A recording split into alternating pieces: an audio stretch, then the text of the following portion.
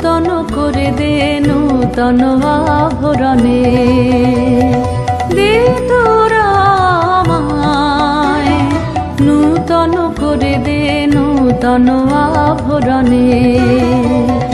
হেমন্তের অভিসম্পাতে রিক্ত কিঞ্চন কানন ভূমি, বসন্তে হোক দৈন্য বিমোচন নবলাবণ্য ধনে। শূন্য শাখা লজ্জা ভুলে যাক পল্লব আবরণে।